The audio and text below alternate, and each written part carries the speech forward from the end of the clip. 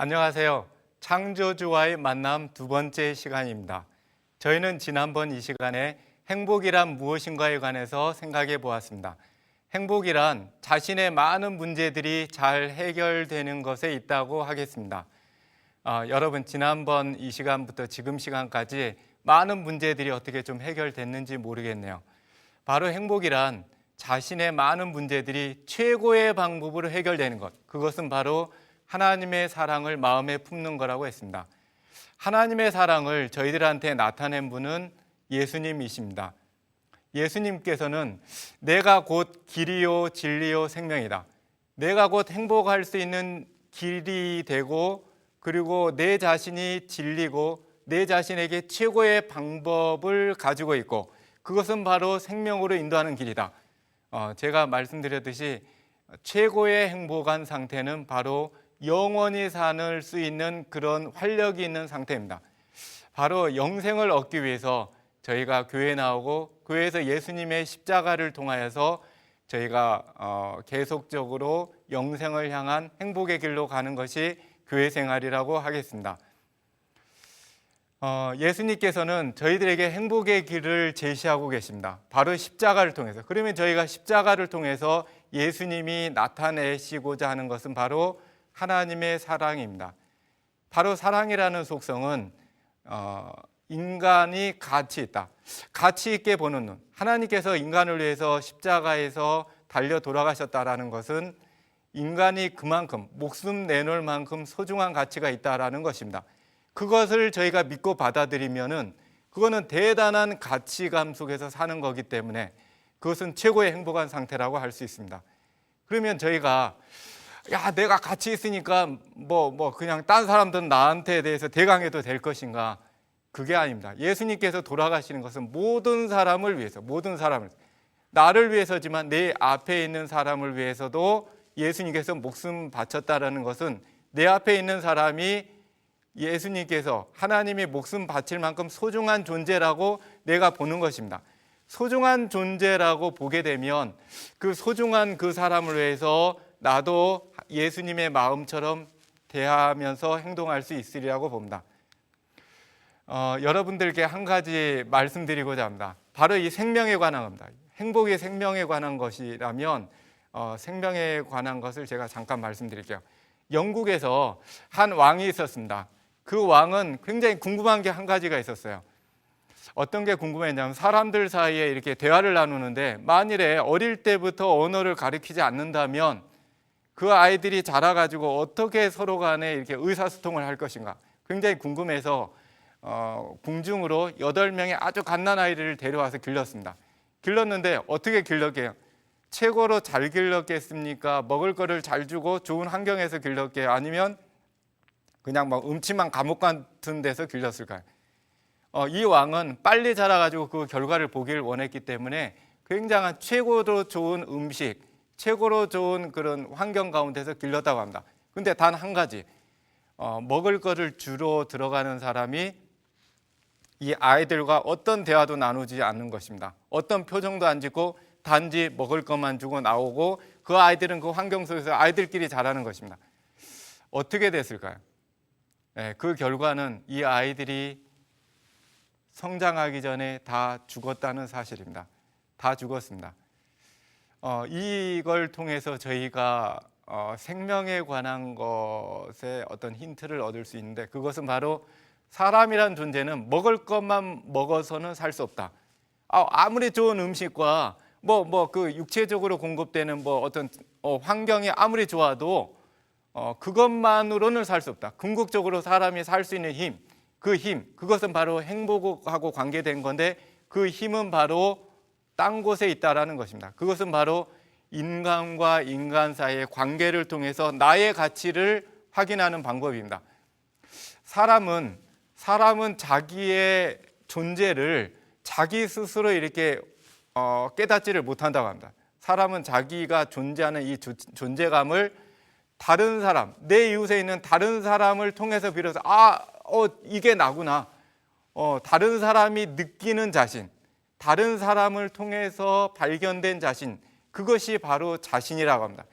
그래서 사람은 자기의 존재의 가치, 이 세상을 살 수 있는 힘, 그거를 바로 다른 사람하고의 어떤 관계 속에서 갖는다고 합니다. 그렇기 때문에 우리는 창조주와의 만남 굉장히 필요합니다. 누구를 만나느냐, 그게 굉장히 중요합니다. 한 예를 들겠습니다. 여기 보이시는 어떤 동물들이 이제 애완동물입니다. 애완동물들도 어떤 그 주인을 만나느냐, 그게 그 애완동물의 그 행복에 굉장히 필수적인 조건이겠죠. 심지어는 이런 생명체가 아닌 어떤 자동차, 이거는 제 자동차입니다. 이 자동차는 제가 산지 한 3개월 정도 때 찍은 사진인데 제가 관리를 못해서, 다시 말하면 이 자동차가 주인을 잘못 만나서 이렇게 관리됐습니다. 제 옆에 주차되어 있는 차를 좀 찍었습니다.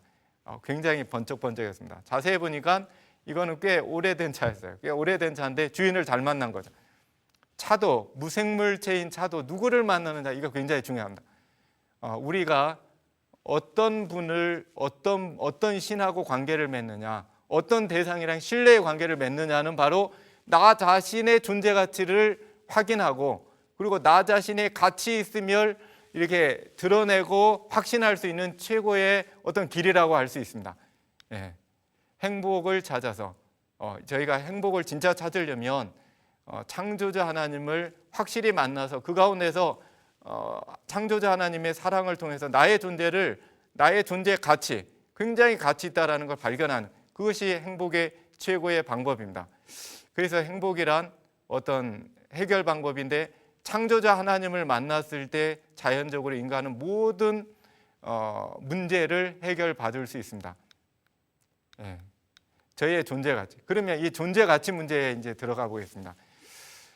여러분들이 보시는 이 달, 그리고 바다, 그리고 저 아이, 서로 간에 어떤 관계가 있을까요? 저는 많은 청소년들에게 달과 같은 존재가 돼봐라, 너희는 달과 같은 존재가 돼봐라, 그렇게 얘기하고 있어요.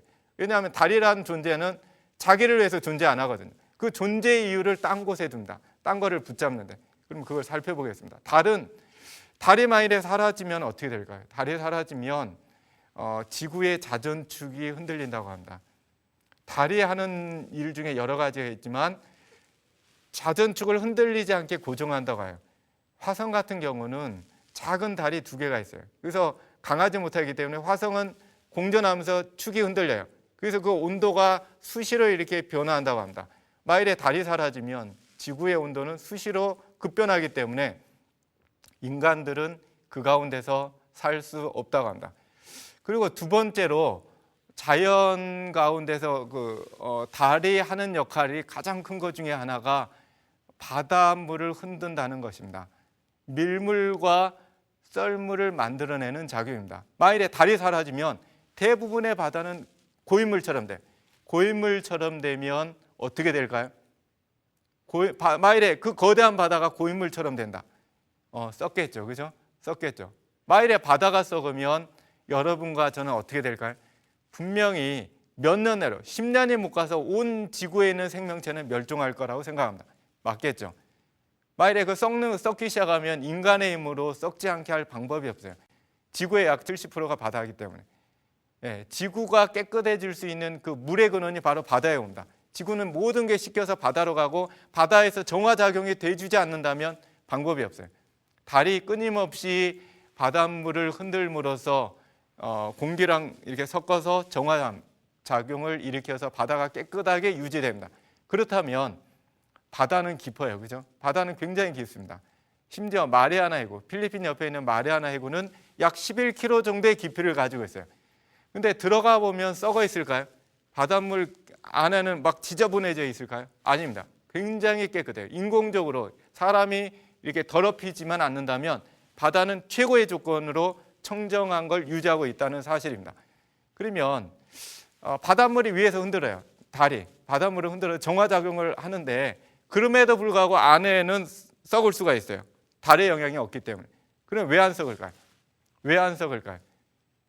간단합니다. 여러분들이 바다에 가서 바닷물을 이렇게 떠서 딱 혀에 대는 순간 짜죠. 바로 거기에 힌트가 있습니다. 바닷물이 3.4% 정도의 염분을 유지하고 있기 때문에 썩지를 않습니다. 이 짠 거, 짠 거의 가장 큰 작용은 썩는 것을 이렇게 정화시켜 주는 작용이 아니고 썩는 것을 억제하는 작용을 합니다. 그럼으로써 소금이 염분이 바닷물을 썩지 않게 이렇게 막 유지시켜 주는 있는 가운데 계속적으로 달이 정화 작용을 한다라는 사실입니다. 바로 이 바다의 존재 그리고 달의 존재, 그것은 바로 인간의 생존하고 관계가 있습니다. 바다가 짠 거, 물론 무생물이긴 하지만 바다랑 관계가 없어요. 달의 존재, 자기랑 관계가 없어요. 그것은 바로 그 존재의 어떤 가치는 바로 인간에게 있어요. 만약에 인간이 존재하지 않는다면 바닷물이 아무리 짠들, 정화가 된들 그 뭐 어떤 가치가 있을까요? 물론 인간 중심적인 생각이라 할 수 있지만 객관적으로 볼 때 지구에는 인간이 없다면 많은 것들이 존재할 그 방향을 잃는 것은 또한 사실입니다. 예, 지구를 보면 약 육지가 3분의 1 그리고 바다가 3분의 2라고 합니다. 만일에 여러분들이 이제 지구의 모양을 잘 보면 바다의 존재 어떨까요? 바다를 보면 그 바닷물 속에 육지가 이렇게 해수욕 하고 있죠, 그렇죠? 그래서 여름이 되면 바닷물의 온도가 더 낮아요, 육지보다 훨씬. 그러면은 어떻게 더운데 이제 차가운 데서 해수욕 하고 있는 거. 겨울이 되면 바닷물의 온도가 육지보다 높습니다. 그러면 온수욕 하고 있는 거죠. 만일에 바다가 사라지거나 줄어들면 지금보다 비교도 안 되게 정도로 육지는 여름에는 온도가 올라가고 겨울에는 떨어진다는 겁니다. 그러면은 인간의 생존에 심각한 문제가 오겠죠. 네, 다음 보시는 것은 지구의 공전입니다. 저기 녹색띠로 된 거는 바로 라이프존, 생명띠입니다. 저기 범위를 지구가 벗어나서 공전을 하게 된다면 인류는 멸망합니다. 모든 생명체는 죽어요. 근데 저게 왜 안 벗어날까요? 왜 안 벗어날까요? 예, 그 이유는 다음과 같습니다. 바로 태양계라고 하는 거죠. 여러분들이 성경에서 넷째 날에 해와 달과 별이 창조됩니다. 해와 달과 별. 많은 분들이 야, 달은 하나다. 우리가 보는 그 둥그런 달이고 해는 뭐 태양일 거고 별들은 뭐 수많은 막 밤하늘을 이렇게 빛나는 별들일 거라. 예, 그렇게 생각합니다.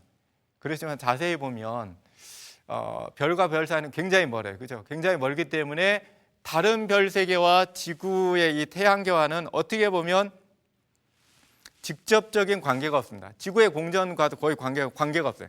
지구의 공전하고 관계 있는 것은 바로 행성계입니다. 여러분 행성들 잘 아시죠? 수금지와 목토, 천해명. 이런 행성계들이에요. 행성계들이 왜 존재할까? 하나님이 창조하셨다면 반드시 이유가 있어요. 그죠? 그냥 멋으로 창조한 것도 장식품도 아닙니다. 반드시 모든 게 지구를 향해 있고 지구에 있는 인간의 생존과 관계된다라는 사실입니다. 그래서 행성, 움직이는 별, 행성은 고정되어 있지 않고 밤하늘에서 계절마다 조금씩 위치를 이동해서 빛나고 있는 게 바로 행성입니다. 행성도 분명히 인간의 눈에는 별로 확실히 보여요. 별 중에서 더 밝은 별로 보이죠, 그죠? 일반 별보다. 이런 행성계들 굉장히 독특한 특성을 가지고 있고 굉장히 아름답습니다. 그러면 여러분들이 잘 보실 것은 행성계들 중에서 가운데 위치한 게 목성과 토성입니다. 만일에 토성에 이렇게 띠가 있는 게 특징인데 만일에 토성의 이 태 어떻게 저는 학생들에게 토성은 여성스러운 거다. 그래서 훌라후프를 돌린다. 훌라후프를 돌리는데 굉장히 많이 돌린다. 실력 좋다. 근데 만일에 토성이 막 힘들다고 어느 순간 훌라후프 막 집어 팽개고 가버렸다. 그럼 어떻게 될까? 바로 지구의 문제가 생겨요. 지구의 공전궤도에 영향이 생겨요. 심각합니다. 그래서 이 존재 이유가 있어요. 다른 거를 위해서 존재해요. 다른 것을 위해서. 이 사진은 최근에 있는 과학책에서 제가 찍은 사진인데 이 행성들이 서로 어마어마한 힘으로 잡아당기고 있어요. 어마어마한 힘으로. 서로 이렇게 잡기 때문에 지구가 공전을 하다가 어느 큰 운석이 지구를 땅 때리더라도 궤도 이탈을 절대 안 해요. 절대라는 표현이 맞을 정도로 어마어마한 힘으로 서로 잡고 있어요. 잡아주기 때문에 궤도 이탈을 않는다는 사실입니다. 그래서 넷째 날에 보면은 사시와 일자와 연한을 이루더라. 넷째 날에 어떤 달의 존재로 인해서 지구의 자전이 완성이 돼요. 일자가 완성된다는 거예요. 그리고 연안과 사시와 연안, 사계절과 1년이라는 단위가 생기더라 얘기는 지구가 태양주위를 공전합니다. 공전하기인데 지구가 안정스럽게 공전할 수 있게 하는 것이 바로 행성계라는 사실입니다. 그러면 넷째 날 창조된 별의 개수는 10개가 안 되겠죠. 그죠? 예, 그러면 달의 개수는 굉장히 많아요. 왜냐하면 목성 위에 또 달이 있으니까. 예, 달의 개수는 약 100개 정도 내외가 되지 않을까 생각합니다. 여러분들이 또 행성계들의 역할을 잘 눈여겨볼 것은 여기 보시는 것은 화성하고 목성 사이에 어마어마한 소행성들로 이루어진 그 띠가 있어요. 소행성들은 이렇게 큰 바위채 같은 애들이 막 떠돌아다녀요. 얘네들이 잘못해서 지구로 돌진할 수 있어요. 지구로 돌진할 수 있어요. 근데 왜 돌진을 잘 안 할까? 그 이유가 있습니다. 그 이유는 바로 목성입니다. 목성은 지구의 약 200배 크기로 어마어마한 인력으로 어느 표현으로는 그렇게 과학 잡지에 됐어요. 천체 과학 잡지에 목성이란 존재는 우리 태양계 내에서 뭐든지 끌어들이는 흡입구다. 그렇기 때문에 떠돌아다니는 이런 운석들을 막 끌어당겨서 내가 대신 맞을게 막 이렇게 하면서 실제로 맞아요. 그 사건이 1994년도에 슈메이커 레비 9해성이라는 해성이 이제 수명을 다해서 쪼개졌어요. 쪼개져 가지고 이게 어디 가서 이제 부딪혀 가지고 일생을 마쳐야 되는데 이제 이렇게 전진하다가 이렇게 목성이 제가 지구로 떨어지면 안 되지 그래 가지고 목성이 내가 막 얻어맞을게 해 가지고 실제로 그 거대한 목성이 끌어당겼어요. 끌어당겨 가지고 1994년도에 기억나시는 분들이 계시지만 목성의 그게 조각들이 다 이렇게 부딪혔어요. 어마어마한 힘을. 만일에 저기 지구에 만일에 떨어졌다. 그러면 어마어마한 숫자가 죽었으라고 생각합니다. 어마어마한 숫자. 상상도 못해요. 원자폭탄 수천 개의 힘이라고요. 수천 개가 동시에 터졌다. 굉장히 큰일 나겠죠. 그죠? 만일에 우리나라에 떨어졌다. 우리나라 완전히 없어요. 완벽히 없어져요. 미국에 떨어졌다. 미국 완전히 없어져요. 완전히. 그 정도 되는 것이 이제 목성이 있기 때문에. 그것이 바로 존재이유입니다. 존재이유. 저희가 바라보이는 이 별 세계만 하더라도 존재 이유가 없어요. 다 존재 이유가 있다. 그 존재 이유는 바로 다른 것에서 찾아요. 다른 것의 생존이에요. 생명은 바로 뭡니까? 행복이에요. 이 행복을 유지하기 위해서 필요되는 게 질서예요. 법칙이죠. 그죠? 법칙. 그래서 우주의 거대한 법칙이 왜 필요할까? 그것은 바로 인간의 생존입니다. 인간을 물론 포함한 이 지구의 안정이겠죠. 네, 거기 있습니다. 그래서 여러분들이 이 지구가 1초에 30km의 속도로 빠른 속도로 공전하지만 안정스럽고 지금까지 이게 비틀거린 적이 없어요. 그 이유는 그냥 우연이다. 어쩌다가 그렇게 이게 아니고 그럴 만한 반드시 이유가 있고 법칙이 있다라는 사실입니다. 그것은 바로 존재이유예요. 그걸 위해서 존재하는 애들이 있기 때문에 바로 이것이 인간이 이렇게 배워야 될 교훈이 아닐까 생각합니다. 인간도 내 자신이 지금 존재한다라는 것은 뭔가 이유를 찾아요. 내가 왜 존재할까? 그 존재 이유는 내 거 챙기고 막 여기 있는 거예요. 자기 안에서 자기의 존재 이유를 찾는 사람은 못 찾습니다. 자기의 존재 이유는 자기와 만나는 그 사람을 통해서 이게 내가 존재하는 이유구나. 다른 사람을 통해서 확인해야 되는 게 인간 사이의 만남의 법칙이라는 사실입니다. 예, 바로 지구가 이렇게 안정스러운 것이 바로 태양계의 질서의 법칙에 있다. 이 법칙, 우주의 어떤 법칙, 많은 철학자들은 그래서 우주의 법칙을 생각해요. 예, 뉴턴이 얘기했죠. 행성계의 그렇게 훌륭한 규칙성, 법칙성은 선택자, 신의 영향으로 된 것이 틀림없다. 예, 이거 대단한 사실이죠. 그죠?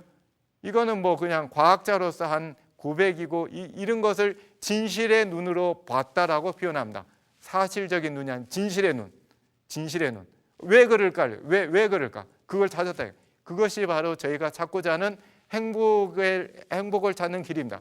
행복에도 법칙이 있다 이거예요. 행복도 생명하고 관계된 거라면 바로 법칙이 있다라는 사실입니다. 그 행복의 법칙. 그걸 우리가 따르게 될 때 우리 인간은 행복할 수 있다라는 것입니다. 성경 누가복음 10장 25절부터 보면은 율법사가 예수님을 찾아옵니다. 예수님을 찾아와서 행복의 법칙을 묻습니다. 제가 말씀드렸듯이 인간에게 있어서 최고로 행복한 상태가 영생이에요. 율법사가 내가 무엇을 해야 영생을 얻으리까? 내가 무엇을 해야 그 방법 좀 알려달라. 내가 무엇을 해야 어떤 길로 가야지 어떤 방법을 이렇게 행해야지 영생 얻으리까? 행복할 수 있는 방법이 물어봤어요. 예수님께. 그랬더니 예수님께서 이런 얘기를 하셨어요. 율법에 무엇이라 기록되었으며 내가 어떻게 읽느냐? 어떻게가 뭡니까? 방법이에요. 방법. 네가 율법 가운데서 그 방법을 찾느냐? 네가 율법 가운데서 어떤 그 행복의 방법을 어떻게 발견했냐? 이제 그걸 묻는 겁니다. 율법사가 대답합니다. 내 마음을 다하며 목숨을 다하며 힘을 다하며 뜻을 다해 주 너의 하나님을 사랑하고 또한 내 이웃을 내 몸과 같이 사랑하라 하였나이다. 그랬더니 예수님께서 내 대답이 옳도다. 이를 행하라. 그러면 살리라. 이거 법칙이다 이거죠. 그죠? 영생할 수 있는 방법. 이게 뭐예요? 행복할 수 있는 방법이에요. 행복할 수 있는 법이고 법칙이고 행복할 수 있는 길이라는 얘기죠. 그러면 우리가 이걸 좀 다시 한번 이 두 가지로 나눠서 살펴보겠습니다. 첫 번째, 창조주가 말하는 인간의 행복의 법칙, 방법. 내 마음을 다하며 목숨을 다해서 하나님 사랑해. 목숨을 다해서 하나님 사랑해. 목숨을 다해서 하나님 사랑해. 많은 분들이 막 그렇게 뭐 심한 말씀 하시냐 그렇게 얘기하지만 율법, 법이라고 하는 건 하나님도 그렇게 하겠다라고 하는 가정하에서 세운 인간과의 어떤 계약 관계가 율법입니다. 그래서 하나님께서는 목숨 내놓고 너 사랑하니까 너도 그렇게 사랑하자. 다시 말하면 하나님의 율법의 첫 번째의 그 얘기하고자 하는 하나님의 그 주요 요제는 창조주 하나님과 피조물인 인간과 최고로 좀 사랑해보자. 어떤 사랑에? 최고로 사랑하는 관계가 돈 내놓는, 명예 내놓는 아니죠. 목숨 내놓는 거예요. 목숨 내놓고 사랑하자. 목숨 내놓고 사랑하자. 목숨 내놓고. 그래서 목숨 내놓는 관계가 되면 누가 행복하죠? 인간이 행복합니다. 인간이 행복해요. 하나님과의 관계 맺으면 어떻게 보면 하나님은 인간적인 하나님이라면 귀찮겠죠, 그죠? 두 번째는 바로 이웃에 관한 문제입니다. 내 이웃을 네 몸처럼 사랑해라. 네 이웃을 위해서 목숨 내놓지 말라. 목숨 내놓으라고까지는 얘기 안 하세요, 그죠? 그러면 그리스도인들은 다 죽어야 되죠. 목숨 내놓지는 말고 네 몸처럼 네가 정말 소중한 것만큼만 사랑해라. 네가 소중한 것만큼. 그런 얘기를 하세요. 그것이 네가 행복할 수 있는 방법이다. 길이다. 행복할 수 있는 방법이다. 그렇게 얘기하세요. 이웃과는 이웃과의 만남은 사랑으로서 해라. 그거겠죠. 그래서 예수님께서는 이를 행하라. 그러면 살리라. 뭐예요? 영생하겠다. 살리라. 힘이죠. 생명의 힘이에요. 그죠? 먹는 문제가 아니죠. 사람이 살 수 있는 힘은 먹는 거에서 근본적으로 오는 게 아니고 어떤 행복할 수 있는 그 생명력에 있는데 그 생명력은 바로 사랑에 있다라는 거예요. 그래서 하나님의 율법은 두 가지는 둘 다 사랑의 관계. 사랑. 그죠? 사랑. 율법의 목적은 그래서 인간의 가치예요. 그래서 하나님의 율법의 최고의 목적은 인간 소중하다 이거. 하나님과 관계에 맺었다. 우리가 어떤 탤런트와 관련해. 우리의 탤런트의 친구다. 그러면 탤런트가 유명하면 나까지 막 올라가요. 그죠? 나까지 올라가요. 대통령하고 뭐 친구다. 나까지 막 가치가 올라가요. 그죠? 사람들 앞에. 하나님하고 관계가 있다면 그것도 목숨 내놓는 관계라면 얼마나 나의 가치, 그것 이상 나의 가치를 생각할 수 있는 게 없다고 생각합니다. 이 율법이라는 것은 어떻게 보면 이 지구에 국한된 게 아니고 온 우주의 율법이에요. 그렇죠? 온 우주에 있는 많은 거민들, 우주가 질서 있게 존재할 수 있는, 생명력 있게 영생할 수 있는 최고의 방법이 바로 하나님의 율법이라는 사실입니다. 하나님께서 내 앞에 있는 사람을 목숨 내놓고 사랑하니까, 그리고 하나님께서는 이 사람하고 나를 똑같이 사랑. 다시 말하면 내 앞에 있는 사람이 혹시 뭐 장애가 있다든가 아니면 나이가 어린다든가 혹시 뭐 지능이 조금 뭐 이렇게 낮은 분이라든가 아니면 뭐 가난하거나 뭐 그걸 떠나서 그거랑 관계없이 하나님이 사랑하겠다. 그거랑 관계없이 목숨 내놓고 사랑하겠다. 그렇게 선언하십니다. 그런 면에서 똑같아요. 내 앞에 있는 사람이나 나나 똑같아요. 이게 평등입니다. 고로 이런 사상이 있는, 하나님이 사랑한다는 이 확신이 있는 사람만이 내 이웃을 내 몸처럼 사랑할 수 있다라는 겁니다. 그걸 근거로 해서 하나님은 사랑이시다. 그분의 본성과 그분의 율법은 사랑이다. 저는 이 말씀 굉장히 좋아요. 하나님은 사랑이시다. 그분의 본성과 그분의 율법 또한 사랑이다. 맞죠? 그죠? 하나님의 율법은 사랑이에요. 사랑의 관계. 바로 행복의 문제라 이거죠. 그죠? 하나님의 율법은 바로 사랑입니다. 사랑. 그런데 많은 분들이 율법을 이렇게 얘기 들을 때 스트레스 받아요. 하나님의 율법, 스트레스다. 그거 안 지키면 뭐 어떻게 하겠? 이런 오해는 바로 다음과 같은 이유에서입니다. 이 세상의 법하고 하나님의 율법은 좀 어떻게 보면 달라요, 그죠? 근데 하나님의 율법 얘기를 들을 때 자기의 머리에 있는 세상적인 법 개념 가지고 하나님의 율법을 이렇게 판단하려고 보니까 막 겁나죠. 세상의 법은 처벌하겠다 이거. 잘못하면 더 처벌하겠다. 그러니까 겁나니까 하지 말라 이거. 그게 요지인데 하나님의 율법은 그거랑 다르잖아요. 방금 이 하나님의 율법 원칙 두 가지는 좀 행복해라. 하나님 봐라. 너 정말 행복하네. 이거 좀 이 두 가지 법칙 따르면 너 정말 행복하게 되는데 하면서 안타까워서 자꾸만 너 이거 좀 했으면 하는 거지. 너 이거 안 하면 뭐 죽이겠다. 뭐 이런 게 아니잖아요. 그죠? 근데 많은 분들이 율법 뭐 어기면은 하나님이 째려보고 뭐 벌 주려고 한다. 이렇게 오해합니다.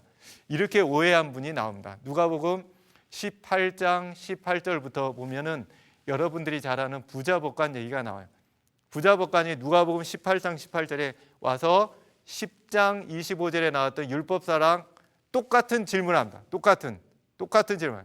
선생이여, 내가 무엇을 하야 영생을 얻을까? 내가 무엇을 하야 영생 얻으리까? 방법 좀 알려달래요. 예수님이 어떤 대답을 하시냐면 율법 얘기를 하세요. 살인하지 말라, 간음하지 말라, 도둑질하지 말라 쭉 얘기해요. 바로 십계명에 있는 내 이웃을 내 몸처럼 사랑하라는 정신에 해당하는 그 계명들을 얘기해요. 율법사가 젊은 법관이 그런 얘기를 합니다. 내가 이것은 어려서부터 다 지켰나요? 다 지켰습니까? 여러분 생각에는 어떻게 다 지켰나요? 다 지켰어요. 다 지켰어요. 어떻게 보면 안 지켰어요. 두 가지 말이 돼요. 여기서 잠시 사실과 진실 두 가지 측면을 좀 말씀드리고자 합니다. 사실적인 측면, 진실적인 측면 다르죠, 그죠? 뭘까요? 사실이란 어떤 것을 보이는 겉모습이에요. 겉모습, 글자 그대로 겉모습이에요. 진실이라는 건 보이지는 않지만 왜 그러냐 이거. 왜 그게 있냐 이거.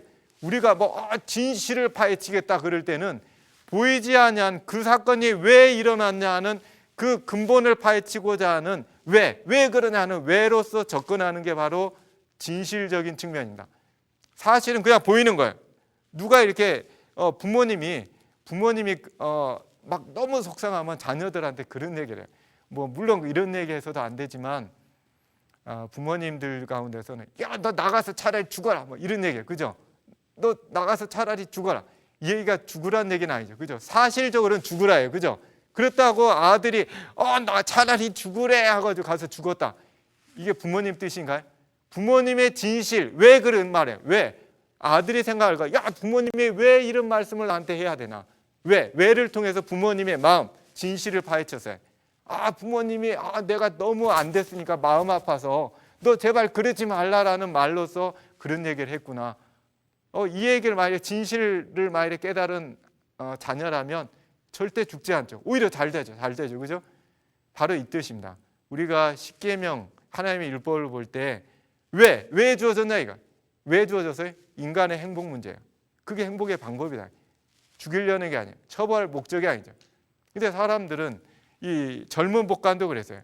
내가 뭐 살인도 안 하고 간음도 안 하고 도적질도 안 해. 내가 다 지켜놔야 돼. 겉으로는 다 지켜놔야 돼. 자기 생각도 그렇고 다른 사람의 생각도 맞아요. 근데 진실은 뭡니까? 왜 그 계명이 주어졌어요? 왜? 내 이웃을 내 몸처럼 사랑하라. 그게 바로 하나님의 뜻이에요. 하나님의 마음이죠. 그죠? 그래서 내가 다 지켰나이다. 내가 다 지켰나이다 하니까 뭐라고 했습니까? 그래, 내 가진 재물을 다 팔아서 나눠주고 나를 쫓으라 했어요. 어떻게 했습니까? 못하겠다. 거절하고 떠났어요. 지킨 겁니까? 아니겠죠. 사실적으로 지켜요. 겉으로는 지켰어요. 사실적으로는 지켰을 때 진실적인 차원에서 안 지켰어요. 이게 바로 저희가 하나님의 율법을 진짜 대해야 될 마음가짐입니다. 하나님의 율법은 세상적인 법이랑 다릅니다. 하나님의 율법은 인간을 행복하게 하는 법이에요.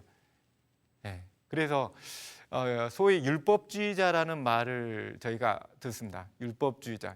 율법주의자는 뭡니까? 하나의 율법을 사실대로 지키려는 사람. 내가 뭐도 안 하고 막 이런 사람. 그렇게는 지켰을 때 율법주의자예요. 그렇게 지키면 구원 못 받죠. 그렇지만 우리가 구원받을 수 있는 행복의 길, 영생 얻는 방법은 어디 있습니까? 하나님의 율법의 진실적인 그 사랑으로 지키는 사랑의 정신을 지키는 것. 바로 여기 있습니다. 그래서 부자 복간이 생각해야 될 내용들은 바로 다음과 같은 거였죠. 그죠? 하나님의 율법의 두 번째 측면, 이웃하고의 어떤 관계? 사랑의 관계를 이렇게 맺는 것. 사랑의 관계를 맺는 거였는데 이걸 거절했어요. 그죠? 돈 문제를 예수님 얘기하잖아요. 그죠? 돈 문제. 네가 가진 돈 좀 팔아서 나눠줘라. 명예 내놓으라고도 안 했어요. 그죠? 목숨 내놓으라고도 안 했어요. 이 부자 복간은 근본적으로 하나님과의 관계가 돈을 내놓는 그 관계, 그죠? 그 수준도 안 됐다라는 것. 그 정도의 하나님과 사랑의 관계가 안 됐어요. 그렇기 때문에 돈 내놓는 걸 거절했죠. 바로 이것입니다. 이 어떤 우리가 진실적인 측면에서 부자 복간을 보면 참 마음 아프지만 어떤 구원하고는 거리가 멀다고 생각합니다. 행복을 위한 저희들의 선택은 바로 행복의 법칙인 율법을 사랑의 법으로 받아들이는 것입니다. 그러면 마지막으로 제가 시편 1편에 나와 있는 복 있는 사람들에 관한 어떻게 하여야 복을 얻을까? 어떻게 하여야 복을 받을까? 그 길에 관해서 복 있는 사람들의 길에 관해서 다음과 같이 1절 2절에 말씀하고 계십니다. 복 있는 사람은 악인의 꾀를 쫓지 아니하며 죄인의 길에 서지 아니하며 오만한 자의 자리에 앉지 아니하고 오직 여호와의 율법을 즐거워하여 그 율법을 쥐하러 묵상하는 자로다. 오직 여호와의 율법을 즐거워하여 그 율법을 쥐하러 묵상하는 자로다. 바로 율법을 즐거워하여 묵상한다고 했어요. 이게 바로 행복의 길입니다. 여러분, 하나님께서 우리 인간에게 제시하신 최고의 율법, 그 율법, 우주의 모든 것들이 행복할 수 있는, 질서 있는, 좋아하는 그 최고의 방법은 바로 하나님의 율법 속에 담겨져 있다는 사실입니다. 우리가 이 하나님의 행복의 법칙인 율법을 정말 기쁨으로 받아들이고 그 율법의 법칙을 순종함으로 행복의 길을 찾는 여러분들이 되기를 부탁드리고 그렇게 꼭 됐으면 하는 바람에서 제가 항상 기도하면서 여러분과 함께 그 길을 갔으면 합니다. 감사합니다.